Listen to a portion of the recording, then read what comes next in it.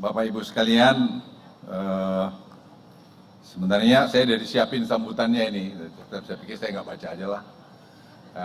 Pertama, saya ucapin pada semua teman-teman yang hadir pada kesempatan ini, teman-teman menteri juga ada di sini, Pak Darto yang paling senior. Tapi sebenarnya ada satu orang yang istimewa, mentor saya, senior saya, Pak Sintong Panjaitan. Bukan karena kami kebetulan sama Panjaitan, tidak. Tapi dari semua mungkin banyak perwira yang saya kagumi, ada dua. Satu Pak LBM, Pak Murdani, dan kemudian Pak Sintong. Saya sebenarnya tidak tahu buku ini mau ditulis oleh Kartini, tapi tiba-tiba satu ketika dia bilang, Hud, aku mau nulis buku mengenai kamu gitu, masa kecil kita gitu. Saya pikir ya, Pak Mahfud, silakan Pak Mahfud. Ya. Jadi saya bilang sama dia, ya suka-suka mulah gitu, karena waktu masa kecil kami dengan Kartini ini saya mungkin termasuk yang sangat dekat, karena Kartini dulu lemah. Jadi ya saya suka bantu dia, dan menurut saya nggak pintar-pintar amat waktu itu. Tapi kemudian saya lihat dia pintar banget setelah dia menyelesaikan kuliahnya dari UI. Saya tahu, wah adik saya ini hebat banget gitu. Jadi Kartini ini memang saya dekat, terus kemudian kami berenang. Jadi kami suka berenang, di Rumbai kami tinggal dulu, ya masa kecil suka ke hutan dan segala macam. Dan saya diceritakan oleh Kartini di buku itu, yang saya sebenarnya udah hampir-hampir lupa, tapi saya ingat betul karena belakang rumah kami pas hutan di Rumbai itu. Jadi saya suka ngajak dia, kami pernah dikejar babi babi liar di sana, lari dan sebagainya. Dan saya suka berkelahi dulu, juga diceritain sama Kartini di sana. Ya saya pikir ya itulah satu mungkin cerita yang oleh Kartini diungkapkan saya lihat secara baik, karena dia penulis yang baik, saya bukan penulis yang baik. Dan buku saya sendiri baru saya siapin, saya baru mau terbitin setelah saya berhenti nanti jadi menteri, ya insya Allah semua baik-baik 2024, 2025. Jadi ini buku saya pikir, terima kasih Kar, ya, kamu udah membuat, dan saya lihat tulisannya, wow ini hebat juga Kartini nulisnya gitu. Dan pada semua yang membantu juga saya kira terima kasih Pak Roka, terima kasih yang interview saya. Yang saya terus terang juga Mas Hadi ragu juga buku ini mau ditulis apa sih, saya diinterview 5 kali ya 5 kali tanya itu 1 jam, ya saya iyain aja Bud. Jadi menggali lagi memori saya dengan adik saya ya sampai jadi begini. Jadi itu yang saya bilang mystery of life. Jadi kita tidak pernah tahu apa yang terjadi sama kita, oleh karena itu kita tidak perlu merasa paling hebat, paling sengsara, paling beruntung, tidak ada. Saya yakin dalam perjalanan hidup saya, hari ini saya katakan, mungkin nanti Pak Sintong banyak cerita mengenai itu, karena saya masih tetap mengganjal di hati saya walaupun sudah liwat. Saya adalah prajurit yang profesional menurut saya, tapi saya tidak pernah mendapatkan suatu privilege di TNI di mana saya dibesarkan. Tapi that's part of my life gitu. Jadi tidak ada yang perlu disakit hati juga, karena apa? Ya Tuhan mengatur lain. Alam ini, universe ini ngatur lain. Sekarang di usia saya 75 tahun, saya masih ikut bagian dari mengatur negeri ini, membuat negeri ini mungkin mudah-mudahan tambah baik. Dan itu saya kira satu kepuasan tersendiri. Jadi kalau orang tanya saya, mana yang paling bahagia di dalam hidup kamu? Saya tetap jawab waktu saya tentara, waktu saya di Kopassus, waktu saya di Gultor, itu yang saya saya paling nikmati, di mana saya ikut menjadi bagian daripada Pak Sintong mereorganisasi Kopassus, di mana saya restructuring kalau bahasanya Pandu sekarang itu, karena Kopassus itu dulu tidak punya spesialisasi. Jadi Pak Sintong minta ke saya, karena di Gultor itu saya bikin ada spesialisasi, menembak dan sebagainya. Saya bilang Pak Sintong, Bang, saya panggil dia, kalau Kopassus itu harus ada spesialisasinya, karena saya belajar di tempat lain, karena pengalaman operasi kami. Jadi ya Anda mau tanya apapun sekarang privilege yang saya dapat di negeri ini, tetapi yang paling saya nikmati adalah saya Komandan Detasmen 81, dan waktu bentuk itu. Dan sekali lagi buat Kartini dan semua ini adik-adik saya hadir dan teman-teman, sahabat-sahabat semua yang dulu juga ada yang musuhin saya, tapi saya pikir-pikir part of our life. Jadi kalau dulu orang pikir saya sakit hati atau saya akan stres, tidak juga, karena saya senang lari. Jadi kalau dulu saya sudah stres, saya lari aja 10 kilo, 15 kilo, keringat-keringat, lupa lagi ya mandi ya tidur gitu. Jadi make it simple, karena saya sekali lagi percaya yang di bawah langit ini semua ada waktunya. Tidak ada kita yang bisa abadi. Jadi ayo kita bekerja sama, ayo kita bahu-membahu membangun negeri ini, apapun porsi kita. Saya dengan Rocky, misalnya beliau sangat keras menyerang pemerintah, menyerang presiden, it's okay, gak apa-apa. Dia bilang mau saya di interview, saya bilang oke, interview kan mungkin karena kita tidak berkomunikasi, tidak ada pemahaman. Dia mau minta interview siapa aja, bilang silahkan. Ya kalau saya bisa jawab, saya jawab. Kalau saya nggak bisa jawab, ya saya nggak jawab. Jadi teman-teman sekalian, saya hanya ingin kesempatan ini ngajak kita, ayo kita semua jadi satu bangsa yang padu, yang satu dengan segala perbedaan kita, khususnya lagi menghadapi keadaan yang uncertainty secara global ini sekarang. Kalau kita satu, kita sampaikan tadi, kita menangani COVID itu pasti sudah begitu hebat, yang lain saya kira tidak akan sehebat itu. Tadi saya ada 3 wanita yang menurut saya yang sangat berkesan dalam perjalanan penanganan COVID ini. Ada Ibu mana, Monica, where are you Monica? Ya, Monica berdiri kan? Monica ini satu, Monica, sini kamu. Monica, ada lagi 2, Damar, ada lagi Siska. Mereka ini yang awal-awal.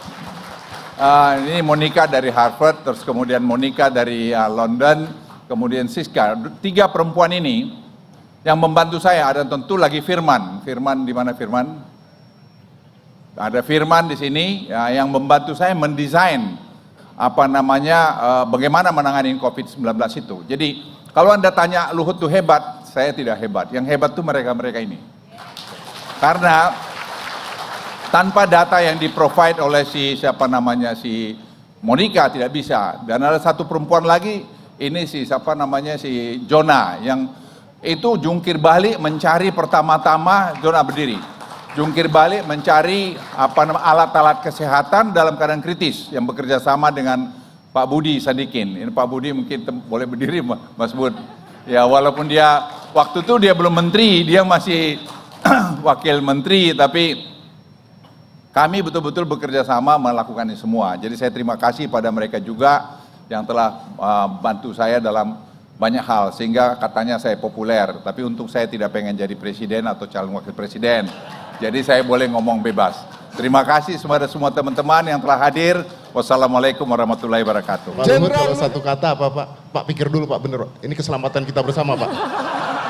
Pikir-pikir Pak, serius pikir dulu Pak. Atau boleh nggak saya kasih sedikit bahasa depannya ya? Kalau bunga apa Pak Luhut itu? Dihalus-halusin. Ada di sini. Ketahuan belum baca juga ya? Belum, baru dapat. Bunga mawar. Itu betul. Kenapa mawar Pak? Tunggu. Mawar itu wangi tapi dia berduri itu.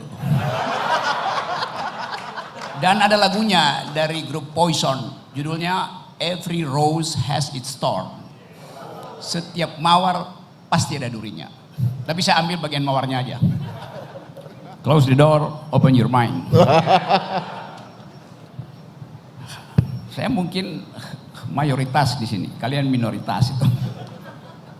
Karena orang merasa aneh ada Rocky Gerung di sini. Dan ini sebetulnya ILC. Ini Luhut Club. Dan secara intuitif saya tahu bahwa yang berkumpul di sini menyebabkan bangsa ini surplus IQ. Ya. Memang saya pengkritik utama Presiden Jokowi, Yunto Pak Luhut, Yunto Pak Mahfud MD. Iya, sampai sekarang juga masih begitu. Tapi saya kritik dengan basis argumen, bukan sentimen. Itu yang ingin saya aktifkan dalam politik Indonesia tuh. Ucapkan argumenmu, jangan simpan sentimenmu. Kan itu prinsip juga dalam militer, begitu kan? Pak Sintong tuh. Yang disebut army readiness, kesiapsiagaan tentara tuh. Jadi bagi saya, waktu saya undang Pak Luhut, orang merasa ada apa, Rok? Saya bilang saya mau bertengkar dengan Pak Luhut. Kenapa? Karena pikiran hanya disebut pikiran kalau dipertengkarkan. Kalau Anda punya pikiran dan tidak ada yang membantah pikiran Anda, itu artinya Anda sedang berdoa, nggak boleh diganggu tuh. Itu bedanya berpikir dan berdoa. Jadi saya membaca buku itu dan saya terpukau dan terpikat dengan perspektif Gita yang adalah keponakan dari Pak Luhut. Buat catatan kaki, saya kenal Gita ketika dia masih bayi itu. Saya kenal Pandu ketika dia masih kecil dan nakal. Dan sekarang tambah nakal dia. Jadi saya akrab dengan keluarga ini. Pak Syahrir itu teman diskusi saya. Pak Syahrir itu kalau berdebat dengan saya itu sampai lu Rok, lu gila, lu salah. Tapi itu tradisi di kita. Jadi saya sebetulnya terbawa pada tradisi keluarga Dr. Syahrir. Itu udah begitu loh. Karena itu kemudian saya berupaya untuk memahami watak Pak Luhut, bukan apa yang ditanya oleh wartawan, tapi apa yang diterangkan oleh Gita tuh. Gita menemukan satu ide yang nggak pernah dilihat orang, bahwa leadership itu diuji 2 kali di publik dan dalam batin diri orang itu. Dan itu yang menerangkan pada kita bahwa kita butuh orang yang paham tentang arah, tapi sekaligus mampu untuk menyusupkan dimensi emosinya pada tim. Dan saya kira Pak Luhut membrief timnya yang pintar-pintar itu bukan sekedar dengan logik, tapi juga dengan passion. Sehingga saya terkejut kok Pak Luhut ada 3 perempuan yang mengasuh kementerian itu dan menghasilkan kebijakan yang ethics of care dalam teori feminis namanya. Kan kita mengasuh soal COVID kemarin, itu seolah-olah kita hanya lihat data yang diucapkan terus-menerus oleh pemerintah begini naik turun, bukan itu poinnya. Tapi diasuh dengan feminist point of view itu. Jadi saya berterima kasih karena ada 3 perempuan pintar yang mengucapkan kembali kepentingan rahim perempuan sebagai pengasuh pikiran bangsa. Itu poin pertama saya.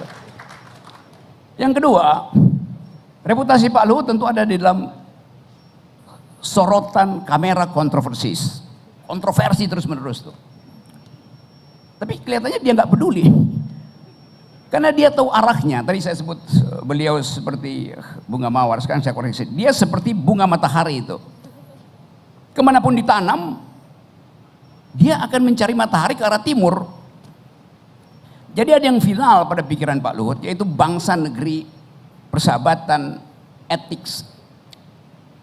Keadaan ini yang membuat saya berpikir bahwa memang bangsa ini dituntun oleh seseorang yang lagi memegang tongkat Nabi Musa tuh. Itu yang saya maksudkan tuh. Karena orang membutuhkan perspektif. Nabi Musa tidak pernah menolak untuk memimpin, kendati dia nggak tahu ini dia bisa belah nggak itu laut. Dia ragu, tapi dia tahu dia harus menuju sesuatu, tanah perjanjian, itu Israel. Kegamangan orang, begitu dapat perintah, dia mesti ukur dulu pasukannya cukup apa enggak. Tapi Pak Luhut menganggap bahwa saya bisa. Karena itu waktu saya bilang, Pak Luhut Anda sebetulnya bukan sekedar disebut mampu menyelesaikan banyak masalah, tapi tahu apa yang harus diucapkan pada saat orang tidak punya pengertian tentang satu kasus. Ada Pak Mahfud MD, juga teman baik saya tuh. Sama-sama waktu beliau masih pinter.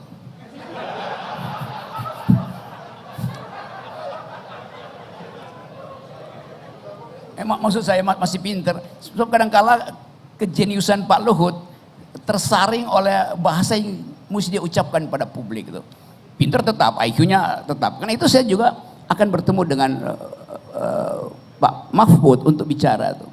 Jadi buat saya nggak ada problem, karena selama kita bertengkar di dalam kondisi berpikir, bangsa ini tumbuh. Bukankah pendiri bangsa ini adalah orang yang doyan bertengkar, membaca buku? Haji Agus Salim, Sultan Syahrir, Natsir segala macam itu orang yang membaca buku dan mampu bertengkar berjam-jam dan tetap bersahabat. Jadi wilayah ini yang hilang, yang ingin saya pulihkan sebetulnya. Nah, yang terakhir mungkin supaya kita masih bisa bercakap-cakap. Tentu ini biografi versi teman-teman dekat. Saya membayangkan ada versi lain, Luhut di mata lawan-lawan politiknya. Yes. Karena buat saya, lawan yang jujur lebih bermutu daripada kawan yang hipokrit.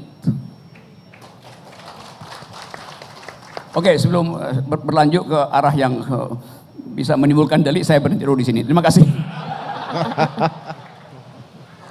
Oke, saya selalu ditaruh di belakang tuh, udah kayak ILC aja. Tapi saya senang karena ada pembicaraan yang kendati masih samar-samar, tapi kita tahu bahwa ada hal yang hendak dituntut untuk diteruskan melalui pikiran Luhut Binsar Panjaitan. Dalam beberapa bulan ke depan kita akan masuk pada suasana ketegangan politik karena tahun pemilu. Kalau ketegangan dalam keluarga diselesaikan dalam buku, tapi kalau ketegangan politik kadang-kala diselesaikan lewat amplop, dan itu yang nggak boleh tuh.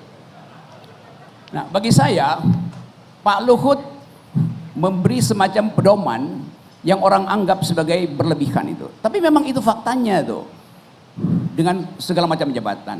Saya mengusulkan di sebetulnya semester terakhir kepemimpinan Pak Jokowi ada semacam series public lecture dari kabinet. Kabinet public lecture. Dan itu isinya mestinya ide yang akan dititipkan bagi mereka yang akan bertanding di 2024. Saya ingin lihat setiap bulan ada satu menteri kasih public lecture di depan civil societies, di depan intelektual. Pak Luhut bisa mulai bulan depan, ini lecture pertama, diikuti oleh Pak Mahfud. Lecture kedua, diikuti oleh Pak Menkes, Pak Budi. Lecture ketiga, diikuti oleh Sandi. Lecture keempat. Karena memang cuma ini kira-kira yang punya otak di kabinet itu. Yang lain nggak ada di sini. Ibu, belum saya, oke, Ibu, itu nanti lecture penutup, untuk buat kesimpulan tuh. Pak Hadi, oke, yes, oh ya Pak Hadi, oke. Ternyata banyak juga yang nitip IQ di sini.